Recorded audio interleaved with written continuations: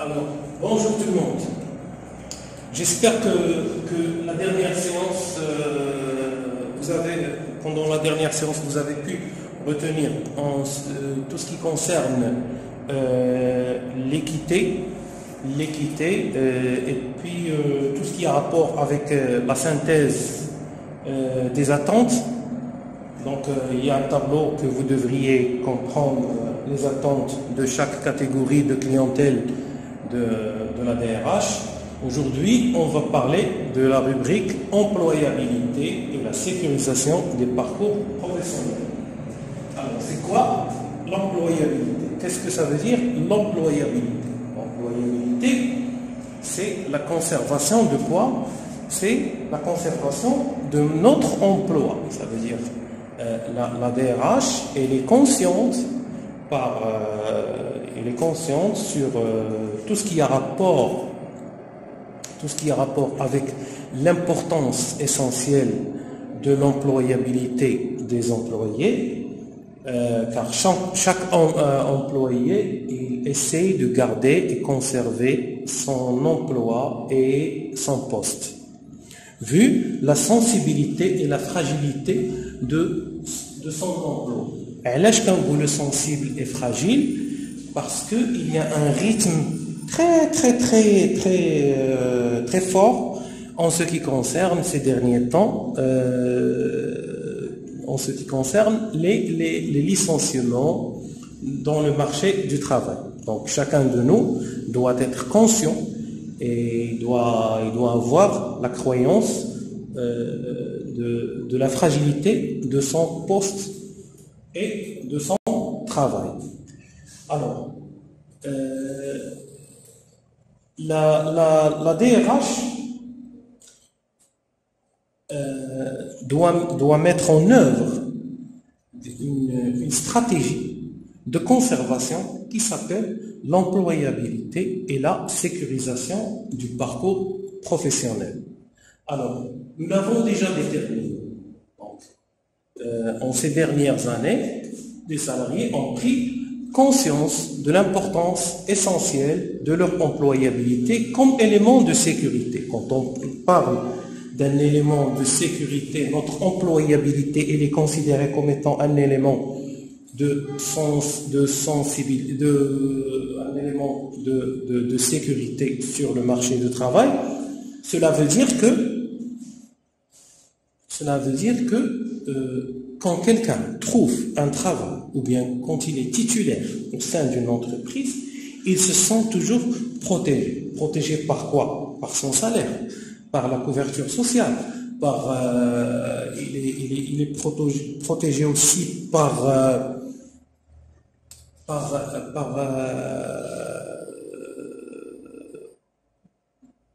des engagements de son entreprise.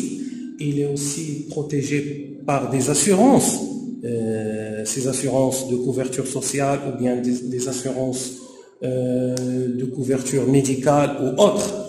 Donc tout ça reste des éléments forts pour aider l'être humain ou bien l'employé à réaliser ses rêves. Par exemple, si vous voulez demander un crédit, il vous faut des garanties. La première des choses, c'est que vous devriez avoir un emploi. Et le fait d'avoir un emploi, c'est d'avoir des revenus. Vous avez des revenus. Ok? Donc, chacun de nous essaie toujours de veiller sur la capacité de préserver l'emploi ou bien d'en retrouver un autre. Si vous étiez vraiment quelqu'un qui a de l'expérience.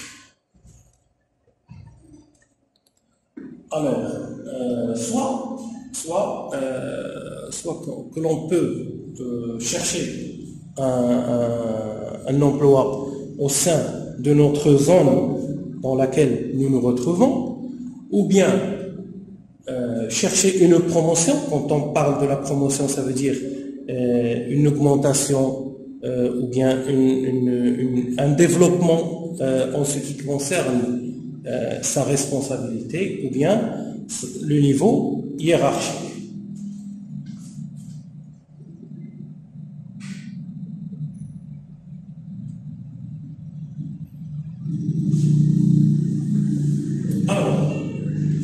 soucieux de son attractivité sur le marché du travail, tant interne qu'externe. Alors, le salarié a des attentes fortes à l'égard de son employeur. L'employeur, c'est la société dans laquelle il travaille.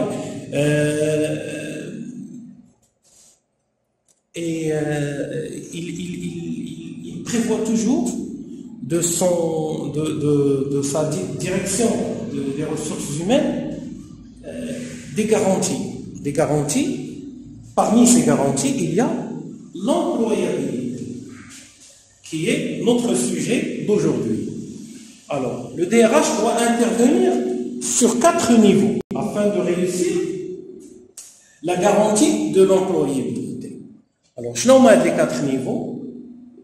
La première des choses, c'est la connaissance des compétences actuelles de chaque salarié. Donc, chaque salarié qui est dans une entreprise, je dois avoir les capacités dialogue et les compétences dialogue.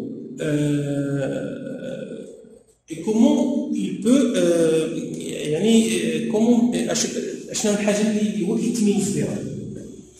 donc la capacité, par exemple, si je vous donne quelqu'un qui est capable au niveau du commercial, il peut être faible sur le plan administratif, ou bien quelqu'un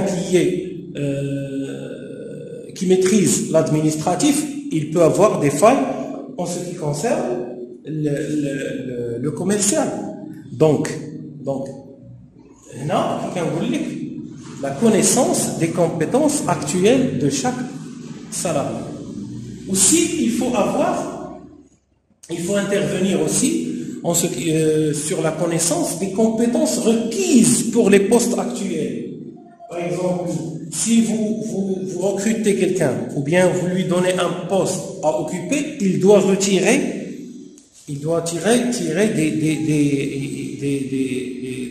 des idées, il doit tirer des bénéfices, des bénéfices intellectuels. يكون عنده des compétences كتسمى بحال قلتي une formation sur le tas. Il développe avec le savoir-faire. Lui aujourd'hui en tant que stagiaire, il a fait une formation en ce qui concerne le poste dans lequel le poste qu'il occupe, et puis il doit retirer des compétences, il doit acquérir des compétences dans ce poste. Ça veut dire qu'il doit le maîtriser parfaitement. C'est bon? Alors, pour les connaissances aussi, il doit avoir une connaissance des compétences de chaque salarié, que chaque salarié peut développer, et des modalités pour y parvenir. Alors, parmi les 4 niveaux, on a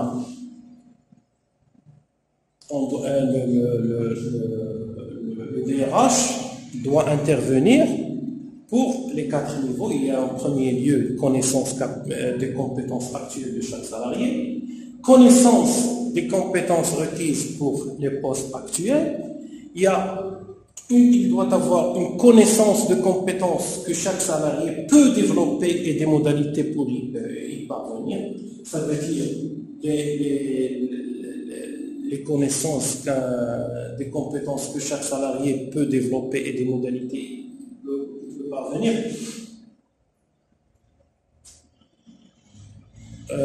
تكون عنده واحد l'idée على les salariés اللي هما évolutifs, des personnes évolutives. Donc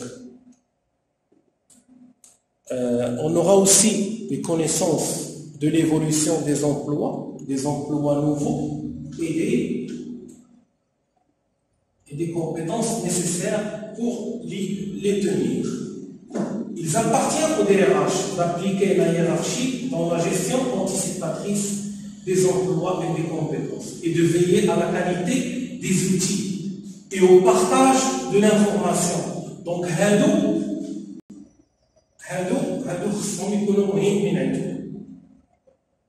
alors, la gestion anticipatrice des emplois, et en rouge,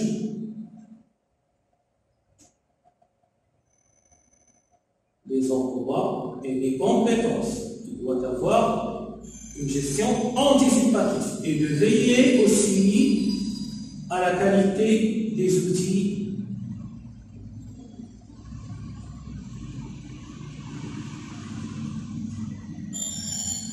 au partage de l'information. Partage de l'information. Donc ça, c'est l'implication de la hiérarchie quand on implique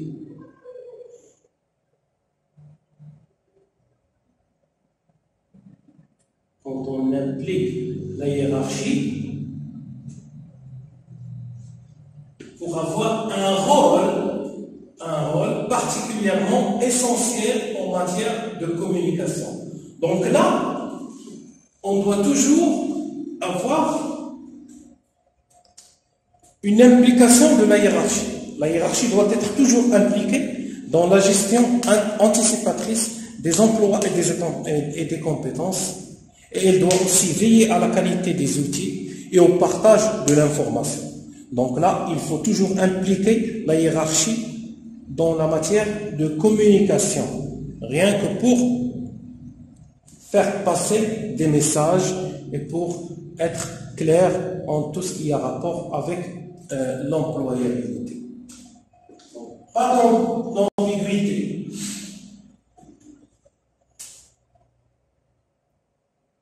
Alors, dans un contexte de pénurie de talents, l'entreprise s'efforce à développer tous les talents de salariés et les rendre tous talentueux. Alors, dans un contexte de pénurie de talents, pénurie de talents, donc, l'entreprise, elle doit s'efforcer à développer tous les talents. Donc, l'entreprise est amenée à donner un coup de pouce pour les talents de ses salariés et les rendre tous talentueux. Rendre quelqu'un qui est talentueux,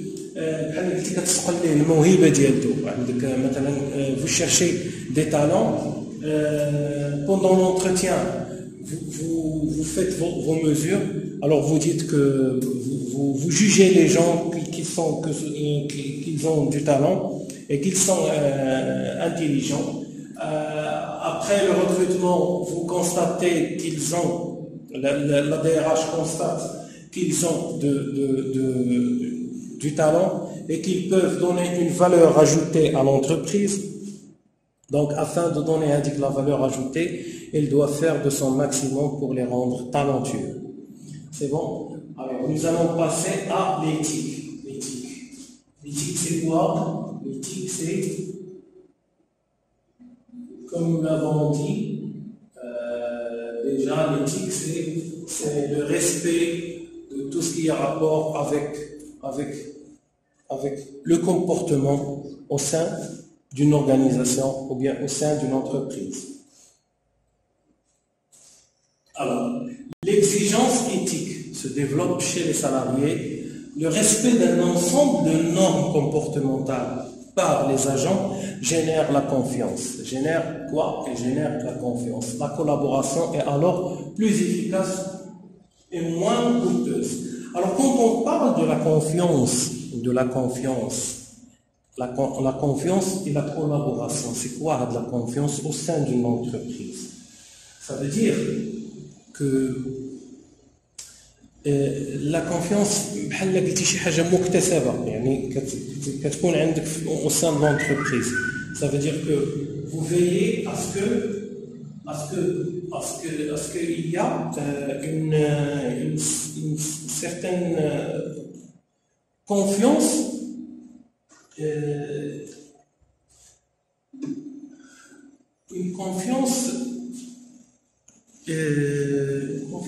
comme si c'était vraiment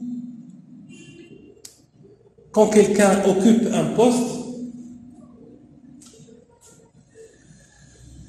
vous lui faites confiance parce que vous allez dire que c'est sa spécialité.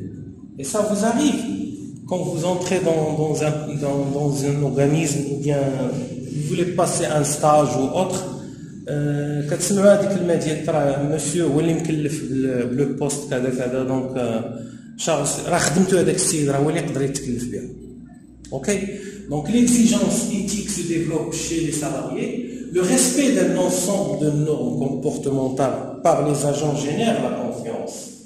Donc avec le comportement il génère une confiance. Par exemple un caissier qui a une caisse quand il maîtrise son poste, je ne serai pas amené à lui faire à chaque fois un contrôle. Je ne peux pas le contrôler à chaque moment. Donc quand quelqu'un occupe le poste et le maîtrise et il récolte une confiance auprès de sa hiérarchie, on peut dire qu'il respecte les normes de l'éthique. C'est bon? Alors, la collaboration est alors plus efficace et moins coûteuse. Chez la collaboration est alors plus efficace et moins coûteuse. Quand on parle de la collaboration, ça veut dire que aujourd'hui vous occupez un poste et vous avez plusieurs idées sur d'autres postes. Donc vous pouvez remplir les tâches d'autres personnes.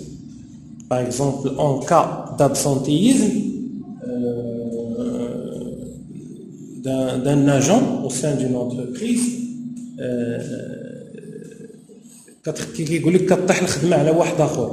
mais lui il peut remplir la tâche afin d'éviter la rupture au sein de l'entreprise, donc pour ne pas avoir un surplus de paperasse au niveau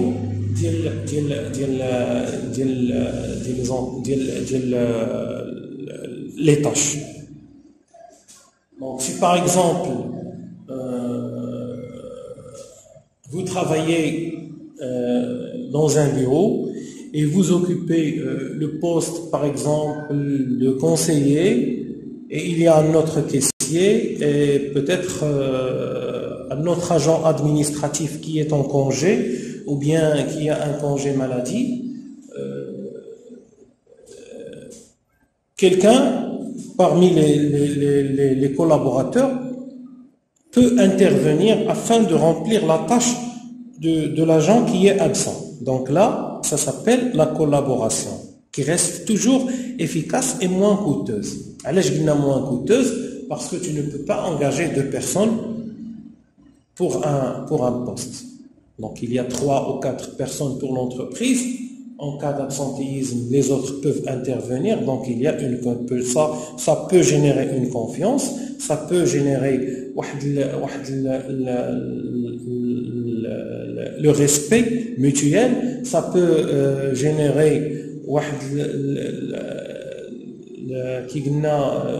une confiance qui reste, une assurance plutôt. Une assurance.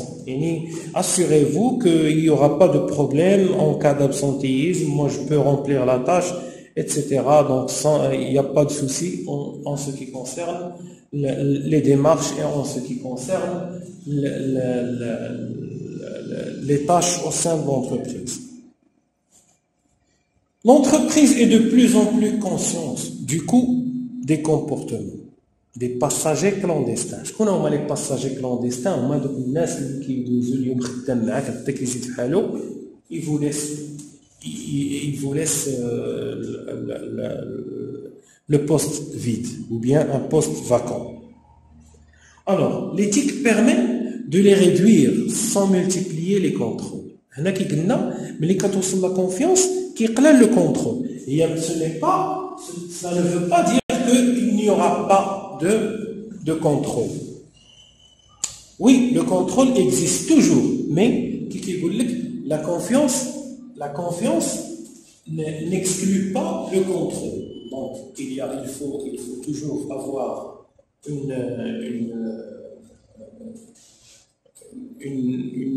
il faut toujours avoir l'aptitude de faire le contrôle mais qui dit que la confiance n'exclut pas le contrôle. Et pour réduire et multiplier, sans multiplier les contrôles, il faut qu'il y ait une confiance. Il faut chercher, comme je dis en fait, le français, les oiseaux rares. Donc, vous n'allez pas contrôler à chaque fois et gaspiller le temps rien que pour le contrôle. C'est bon? Les sanctions et les coûts correspondent. Alors, l'éthique permet de les réduire sans multiplier les contrôles, les sanctions et les coûts correspondants. Donc ça, c'est le fruit de quoi? Des passagers clandestins. Chaque fois l'entreprise n'aime pas, alors les entreprises n'aiment pas avoir des passagers clandestins. Soit que vous engagez ou vous travaillez avec nous, donc lorsque vous allez travailler avec nous, vous allez nous donner le maximum de vos capacités, le maximum de votre support et tout ce qui a rapport avec l'aide que vous devriez donner à vos collègues. Donc ça, c'est la collaboration. La collaboration reste un point efficace pour l'éthique. Alors, plus les interdépendances sont fortes, plus les structures sont pyramidales et plus l'éthique est nécessaire. Alors, l'éthique reste nécessaire.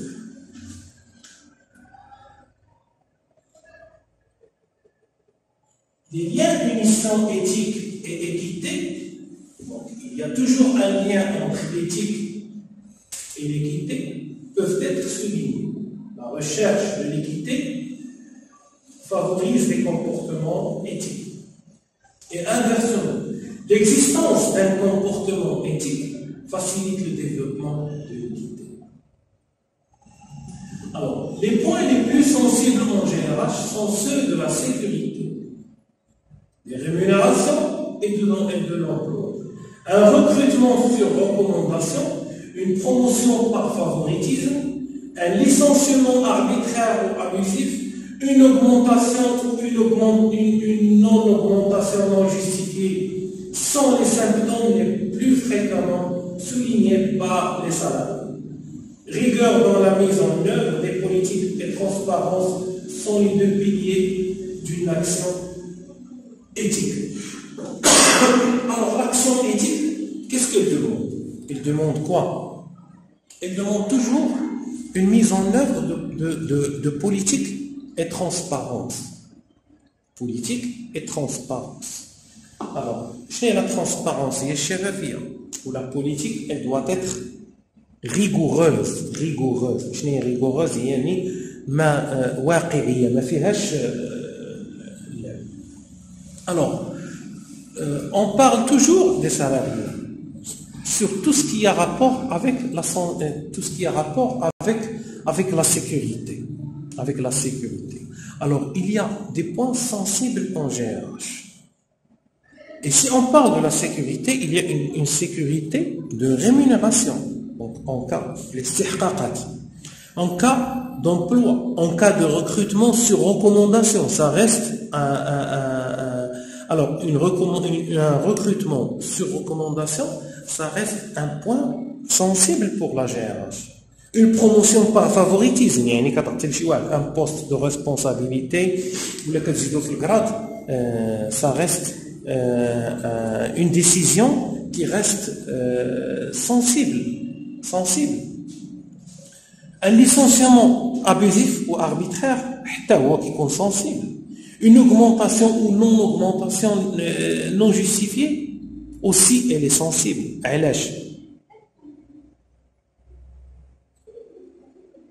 Parce que donc c'est ce qui peut créer quelques symptômes de quoi? Quelques symptômes entre salariés. Aujourd'hui, l'équité, où l'équité est là un rapport avec l'éthique. L'équité, elle a toujours une liaison ou bien un rapport avec l'éthique. L'éthique, quand quelqu'un respecte le code d'éthique,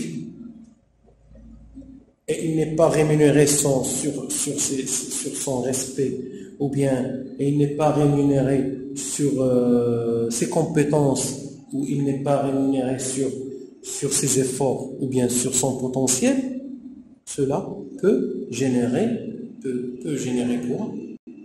Des symptômes et des réclamations. وكيف قلنا تكلمنا على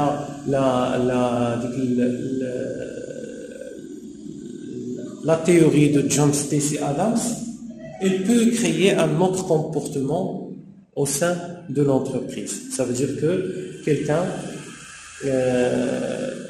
peut accroître ses rétributions en réclamant ou en trichant.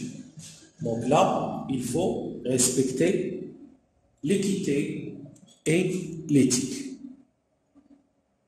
Alors, la prochaine attente dont nous allons parler, Inch'Allah, il y a la reconnaissance. Donc, d'ici on dirait une petite pause et on va parler de la reconnaissance. C'est bon? Alors, il reste à savoir, mes chers stagiaires ou bien mes chers étudiants, si vous avez encore des questions, vous pouvez les envoyer en ligne et moi, je serai là pour vous répondre. C'est bon? Donc, le cours, il est là. Il est là, donc je vais vous envoyer tout ce qui a rapport avec je vais vous envoyer tout ce qui a rapport avec le cours sur email, ou bien vous le trouverez sur Facebook, et puis vous allez faire une petite révision et me tracer les grandes lignes. Si vous avez des questions, vous avez mon numéro de téléphone, vous avez tout. Donc, merci pour votre attention et à bientôt.